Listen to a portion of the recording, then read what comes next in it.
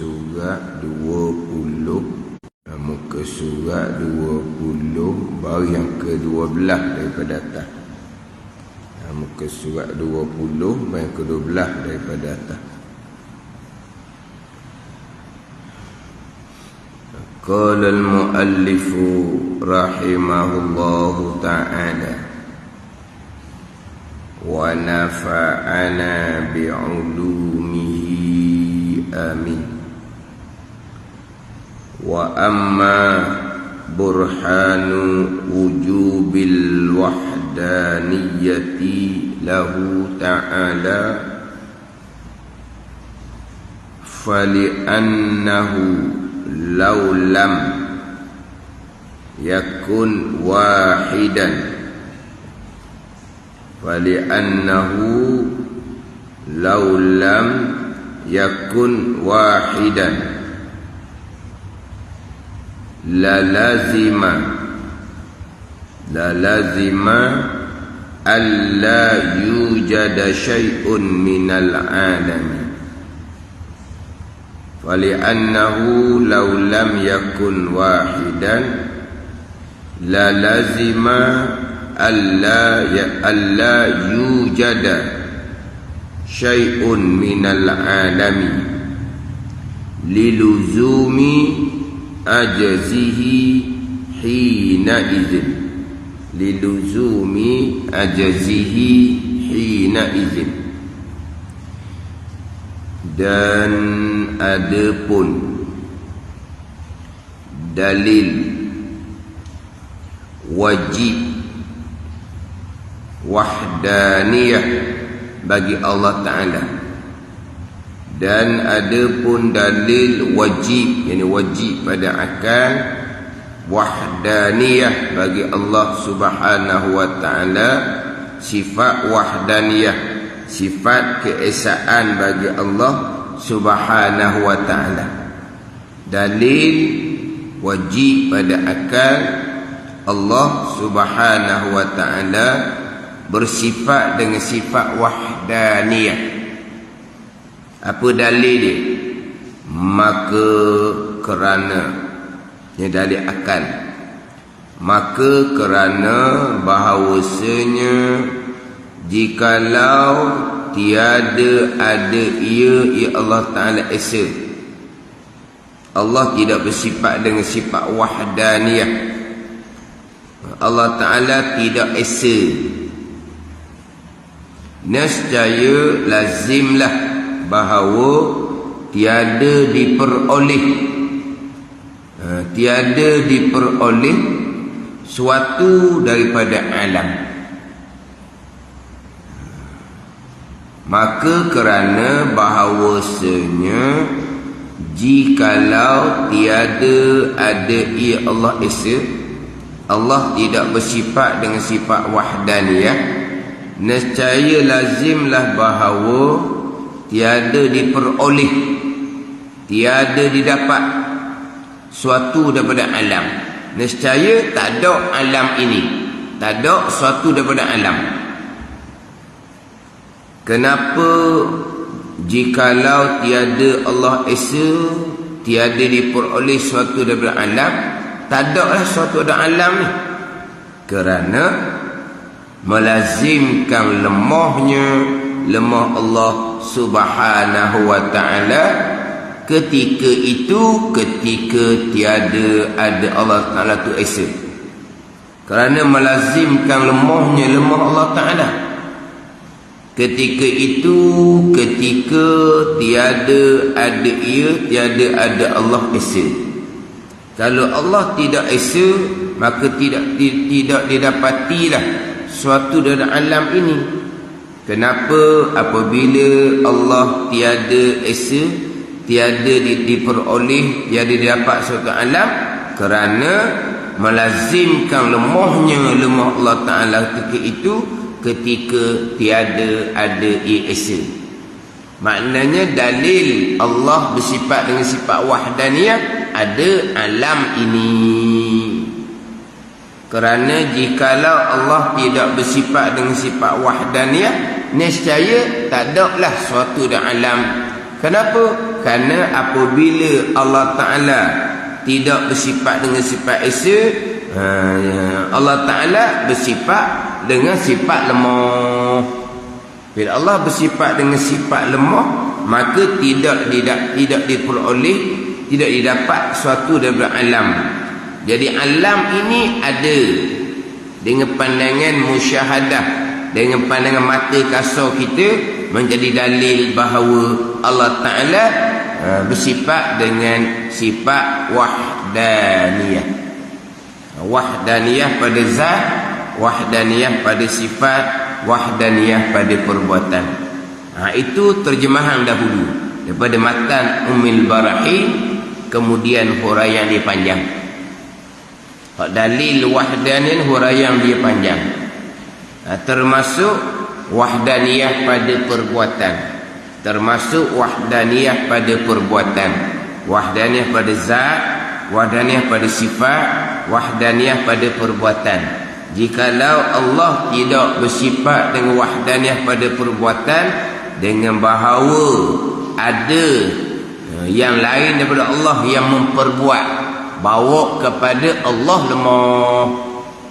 Kalau ada suatu perkara di dalam alam ini yang berlaku yang bukan perbuatan Allah, perbuatan makhluk Allah, jadi Allah ni lemah sebab bukan semua dia perbuat, atau mustahil sama sekali. Cuba tengok nanti hak dalil hak wahdaniyah, keesaan pada perbuatan. Dia akan hurah panjang. Alam-alam ni kullu mawjudin siwallah, tiap-tiap yang ada selain daripada Allah tu alam. Rabbil alamin, Allah Rabb, Allah Tuan bagi sekalian alam. Apa dia alam? Tiap-tiap perkara yang ada selain daripada Allah. Alam ni bukan hanya alam semesta, alam cakrawala. Alam semesta, alam cakrawala termasuk dalam alam jugalah. Tapi alam ni tiap-tiap perkara yang ada selain daripada Allah alam lah. Mana apa ni? Kita alam, jin malaikah alam, kayu batu alam, binatang alam, langit bumi alam, syurga neraka alam. Kita sebut alam ni gak alam semesta je, memang termasuk lah tu. Alam cakrawala termasuk lah tu. Tapi alam ni tiap-tiap perkara yang ada selain daripada Allah tu alam. Rabbil alamin, Allah Rabb bagi sekalian alam. Alam ni termasuk dunia, termasuk akhirat, termasuk syurga, termasuk neraka. Allah Rabb, Allah Tuan. Jadi alam-alam ni kullu mawjudin siwallah, tiap-tiap perkara yang ada selain daripada dipanggil alam. Jadi jikalau Allah tidak bersifat dengan sifat esa, nescaya tiada diperoleh, tiada didapat sesuatu daripada alam. Tak ada. Sebab apa? Kerana apabila Allah tidak esa, pasti Allah bersifat dengan sifat lemah. Bila Allah bersifat dengan sifat lemah, tak ada sesuatu dalam alam ini. Dan ni alam ni kita nampak dengan panca indera kita ni, alam ni ada. Itu menjadi dalil Allah Ta'ala tidak bersifat lemah, menjadi dalil bahawa Allah Ta'ala bersifat dengan sifat wahdaniyah. Dia lazim lemah ni apabila tidak bersifat dengan sifat kudrah. Apabila tidak bersifat dengan sifat kudrah, berarti bersifat dengan sifat lemah. Kalau bersifat dengan sifat lemah, nescaya tidak diperoleh, tidak didapatkan sesuatu dalam alam. Baru nampak situ. Allah Ta'ala, nescaya Allah bersifat lemah ni apabila tidak bersifat dengan sifat kudrah. Bila tidak bersifat dengan sifat kudrah, lemah. Bila lemah, tiada diperoleh sesuatu dalam alam. Ada ni. Jikalau Allah tidak bersifat dengan sifat wahdaniyah, lemah Allah Ta'ala. Situ. Nanti sifat yang dalil bagi sifat yang ketujuh kudrah ialah Apakah dalil Allah bersifat dengan sifat kudrah? Jikalau tiada Allah bersifat dengan sifat kudrah, nescaya Allah Ta'ala lemah. Baru nampak situ. Allah tidak bersifat dengan sifat kudrah, lemah. Ada ni. Jikalau Allah tidak bersifat dengan sifat wahdaniyah, nescaya tiada diperoleh suatu dalam alam kerana Allah lemah. Kalau Allah tidak bersifat dengan sifat wahdaniyah. Bukan kata jikalau Allah tidak bersifat kudrah, nescaya Allah lemah saja, bukan. Jikalau Allah tidak bersifat dengan sifat wahdaniyah, nescaya Allah lemah. Macam mana lemah Allah Ta'ala apabila tidak bersifat dengan sifat wahdaniyah? Jadi kalaulah mensyirik ke Allah, contohnya pada perbuatan, ada perkara berlaku yang bukan perbuatan Allah, maknanya berpegang Allah lemah. Kalau Allah kuasa, semua yang berlaku itu perbuatan Allah. Tiba-tiba mensyirikkan Allah pada perbuatan, ada sesuatu yang berlaku yang bukan perbuatan Allah, berarti dia berpegang Allah lemah.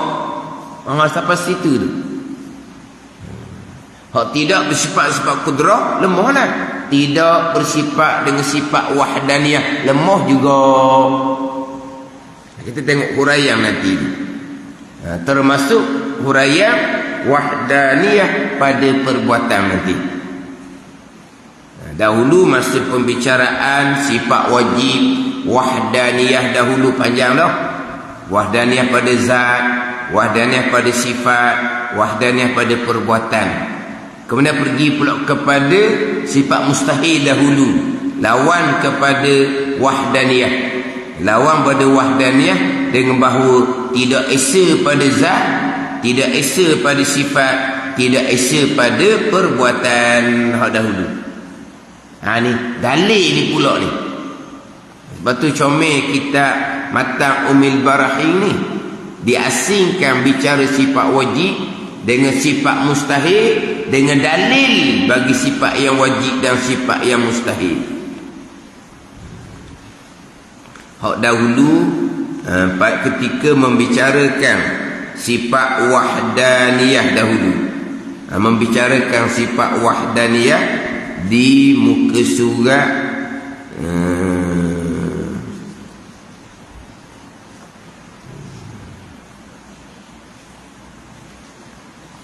di muka surat 8 dahulu. Di muka surat 8 membicarakan wahdaniyah pada zat, wahdaniyah pada sifat, wahdaniyah pada perbuatan. Tapi tak mana-mana tu muka 8 tu. Dia panjangnya pembicaraan di muka 12. Pembicaraan di muka 12 lawan di muka surat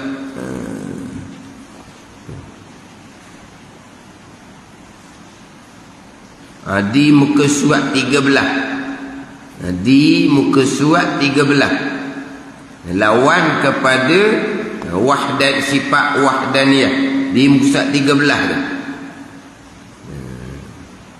Mustahil atas Allah bahawa tiada ada ya Allah tu esa. Dengan bahawa ada Allah ni, zat Allah ni bersusun daripada beberapa jirim. Dan ada sesuatu yang menyamai yang serupa dengan zat Allah.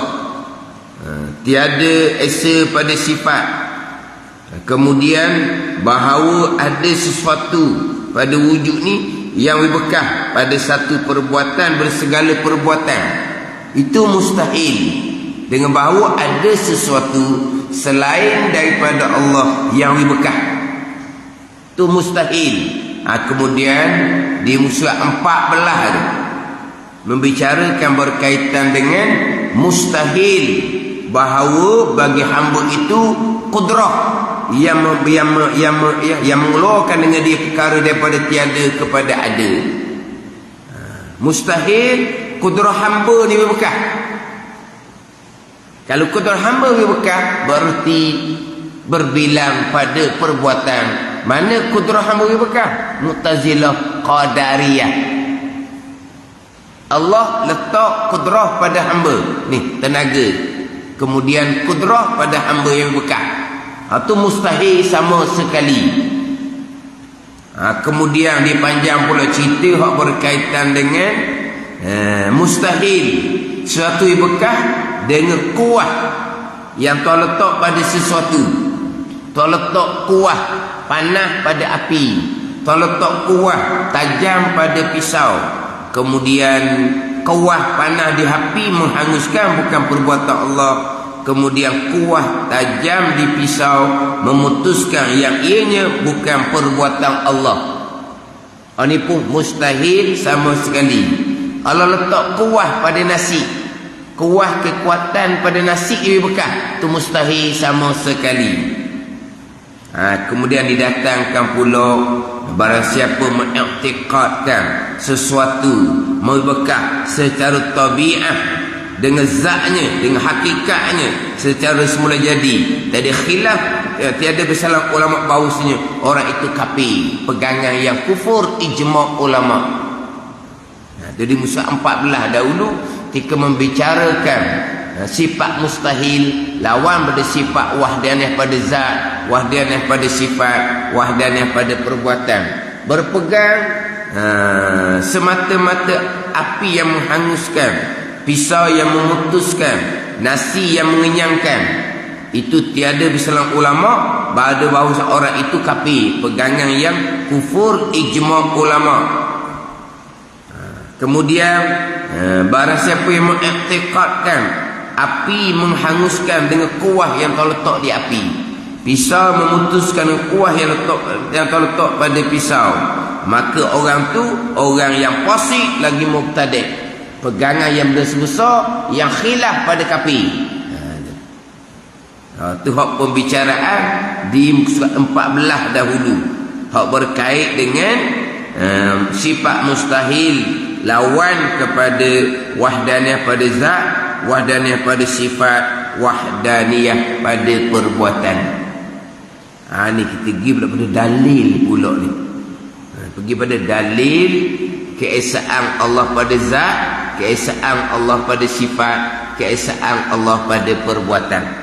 Tengok molek dalil keesaan Allah pada zat, sifat dan perbuatan. Tadi terjemahan dia, terjemahan daripada matan Ummi Baraid. Dan ada pun dalil wajib wahdaniyah bagi Allah Ta'ala, maka kerana bahawasanya jikalau tiada ada ia Allah Esa, nescaya lazimlah bahawa tiada diperoleh, tiada didapat suatu dalam alam. Kenapa lazimlah bahawa tiada diperoleh suatu dalam alam? Kerana melazimkan lemahnya lemah Allah Ta'ala ketika itu, ketika tiada ada ia Esa. Itu terjemahan. Ini huraian dia lagi. Artinya bahawasanya dalil Allah Ta'ala itu Esa. Mana Esa? Tiada banding baginya. Tiada banding. Itu tafsir pada Esa. Tiada banding baginya bagi Allah pada ketuhanan. Pada ketuhanan. Allah ni ilah, bersifat dengan sifat ketuhanan. Jadi dalil Allah Ta'ala Esa, mana tiada banding, tiada sekutu bagi Allah pada ketuhanan, bahawa senya jikalau ada sertanya serta Allah. Yang kedua pada ketuhanan. Yang kedua pada ketuhanan, dengan bahawa ada Tuhan selain daripada Allah Subhanahu wa Ta'ala. Ada Tuhan selain daripada Allah. Jikalau ada sertanya serta Allah, yang keduanya ada, yang kedua pada ketuhanan. Mana apa? Ada Tuhan yang kedua selain daripada Allah Subhanahu wa Ta'ala, nescaya lazimlah bahawa tiada diperoleh, tiada dapat suatu daripada alam. kerana melazimkan lemah Allah Subhanahu wa ta'ala. Dan yang demikian itu, yang demikian tiada diperoleh, tiada didapat suatu dalam alam mustahil.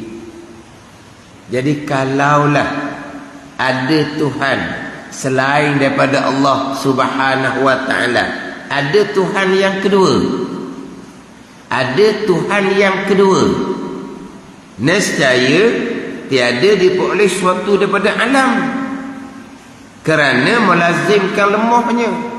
Melazimkan lemah kalau ada Tuhan selain dia Allah. Jadi Allah lemah. Allah lemah macam mana pula? Ada dua Tuhan. Tuhan Allah Ta'ala kuasa, Tuhan yang kedua kuasa. Allah Ta'ala buat perbuatan Allah Subhanahu wa ta'ala. Tuhan yang kedua ni, yang kedua pada ketuhanan ni, Tuhan yang kedua lah. Yang kedua pada ketuhanan ni kita panggil Syarikul Bari lah, sekutu bagi Allah Ta'ala ni. Dia ada kuasa juga, dia buat perbuatan dia. Kenapa apabila ada yang kedua pada ketuhanan, ada Tuhan satu lagi itu lemah Allah? Sama-sama Tuhan kan, sama-sama kuasa lah. Allah kuasa, Tuhan yang kedua kuasa. Kenapa jadi lemah? Bila lemah tidak diperoleh alam ini. Tiada diperoleh alam ni mustahil, sebab alam ni ada. Kenapa apabila ada Tuhan yang kedua selain Allah, jadi Allah lemah? Sebab bila ada dua Tuhan, Allah buat perbuatan dia, Tuhan yang kedua buat perbuatan dia. Contoh, Allah buat perbuatan di bumi, Tuhan yang kedua buat perbuatan di langit. Bagi kerja lah. Allah pun kuasa, sebab di bumi tu Allah buat. Tuhan yang kedua pun kuasa, sebab di langit Tuhan yang kedua yang buat. Tak lemah kalau seumpama tu. Sebab apa? Sebab Allah buat hak di bumi je, hak di langit Tuhan yang kedua lah buat pula. Kalau masuk capu gemari jadi huru-hara. Jadi kalau Allah ni hanya perbuat hak di bumi, hak di langit Allah tidak perbuat. Tuhan yang kedua pula perbuat di langit, di bumi bukan dia perbuat. Jadi Allah semua bukan perbuatan di separuh, separuh lagi perbuatan Tuhan yang kedua. Tuhan yang kedua pun sama, perbuatan di separuh, separuh perbuatan Allah Subhanahu wa ta'ala. Dua-dua lemah. Sebab Tuhan yang kuasa, hak dia belaka. Gitu. Ni nak kenal Tuhan kuasa ni. Makna kalulah Allah Ta'ala hanya perbuat perbuatan di bumi, di langit Tuhan yang kedua yang buat, dia yang cara. Maknanya yang berlaku di langit bukan perbuatan Allah, berarti Allah lemah. Berarti Allah lemah. Bila Allah lemah, tak ada langit bumi. Tuhan yang kedua pun lemah juga, sebab dia buat bahagian langit dia, bahagian bumi dia tak buat, lemah juga. Bila Tuhan dia lemah, tak ada alam ni. Alam ni ada ni, itu dalil Tuhan kuasa. Bila Tuhan kuasa, mesti perbuatan dia belaka, mesti Tuhan yang satu. Ada di situ. Bayangkan kalau atas nama sama-sama Tuhan, Allah Tuhan yang pertama, ada Syarikul Bari Tuhan yang kedua. Kalau ada dua Tuhan seumpama ni, nescaya lemah Allah Subhanahu wa ta'ala. Sebab sebahagian perbuatan bukan perbuatan Allah, mustahil. Bayangkan ini sama Tuhan, tiba-tiba Allah Ta'ala Tuhan yang satu, tak ada Tuhan yang lain selain daripada Allah, makhluk. Inilah pegangan kita orang Islam. Ada Tuhan yang lain, tu jelas tu, itu bukan pegangan orang Islam. Cuba kita kena faham, kenapa apabila ada yang kedua pada ketuhanan, ada Tuhan yang kedua jadi lemah. Sebab Tuhan Allah Ta'ala buat pekerjaan Allah di bumi, Tuhan yang kedua buat pekerjaan di langit. Lemah Allah kalau gitu, sebab di langit itu bukan perbuatan dia, mustahil. Kalau Allah lemah, tak ada lah alam ini. Alam ni ada, itu dalil Allah kuasa. Bila Allah kuasa, berarti Allah Tuhan yang satu, tidak ada Tuhan yang kedua. Bayangkan kalau ada dua Tuhan sama-sama Tuhan pun jadi Allah lemah dah. Yang orang Islam tak akan berpegang Tuhan ada dua. Macam mana pula Allah Tuhan yang satu? Allah Tuhan yang satu. Ini pegang kita orang Islam. Allah Tuhan yang satu. Selain dari Allah, makhluk Allah. Tiba-tiba berlaku perbuatan yang bukan perbuatan Allah. Tadi kalau dua Tuhan, Tuhan yang kedua buat pekerjaan di langit, maka di langit bukan perbuatan Allah, jadi lemah Allah seumpama itu. Sekarang ni Allah Tuhan yang satu, tapi yang perbuat bukan hanya Allah, makhluk Allah pun perbuat juga. Berarti barang yang makhluk Allah perbuat, Allah tak buat. Lemah gitu Tuhan. Kalau sama-sama Tuhan dua pun jadi lemah, sebab perbuatan tidak semua perbuatan Allah. Macam mana Allah Tuhan yang satu, tiba-tiba ada perkara berlaku yang perbuatan makhluk? Kuasa Allah gitu. Ini pak mensyirikkan Allah pada perbuatan. Kalau ada yang kedua pada ketuhanan, ada Tuhan satu lagi, itu mensyirikkan Allah pada zat. Allah satu zat Tuhan, yang kedua ni satu zat Tuhan yang lain. Itu mensyirikkan Allah pada zat. Lemah kalau seumpama tu. Kalau Allah Tuhan yang satu, zat Tuhan yang satu, tak ada Tuhan yang lain selain Allah, tiba-tiba mensyirikkan Allah pada perbuatan. Walaupun Allah Tuhan yang satu, tapi yang berlaku bukan perbuatan Allah belaka. Makhluk ada perbuatan di sendiri. Kuasa Allah seumpama tu. Walaupun Allah Tuhan yang satu, kuasa. Sebab ada perkara yang berlaku yang bukan perbuatan Allah. Lemahlah seumpama tu. Kalau lemah, tiada diperoleh suatu dalam alam. Itu mustahil. Sebab alam ada depan mata kita.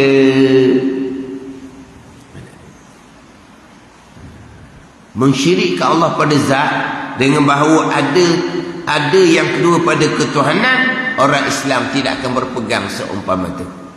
Pasti berpegang Allah jua Tuhan yang bersifat dengan sifat ketuhanan. Allah jua Tuhan. Tiba-tiba Allah jua Tuhan yang perbuat bukan semuanya perbuatan Allah. Hamba bekas sendiri dengan kudrah yang letak di hamba. Api menghanguskan sendiri dengan panah yang terjadikan di api. Pisau memutuskan sendiri dengan tajam yang letak di pisau. Jadi ketika hamba buat, bukan perbuatan Allah. Ketika api menghanguskan, bukan perbuatan Allah. Ketika pisau memutuskan, bukan perbuatan Allah. Kalau gitu lemah Allah. Sebab kalau Allah kuasa, yang berlaku di hamba ni pun Allah buat. Hangus pun Allah buat.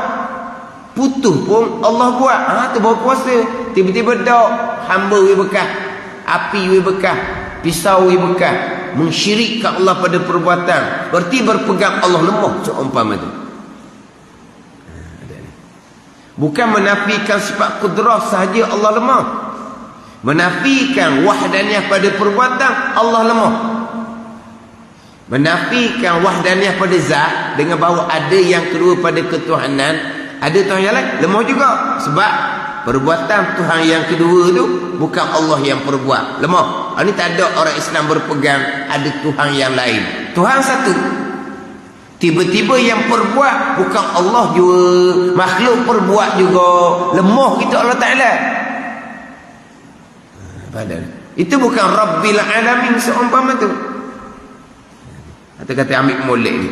Hak huraian dalil wahdaniyah pada wahdaniyah pada zat, sifat dan perbuatan.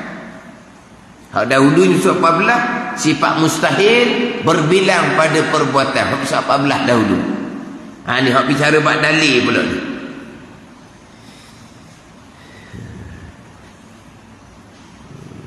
Jikalau ada, bahawasanya jikalau ada sertanya serta Allah. Yang kedua pada ketuhanan. Mana ada Tuhan yang kedua, nescaya lazimlah bahawa diperoleh, tiada diperoleh didapat suatu daripada alam, kerana melazimkan lemahnya. Lemahlah. Kalau ada Tuhan yang kedua selain Allah Subhanahu wa taala, maka tiada sesuatu dalam alam.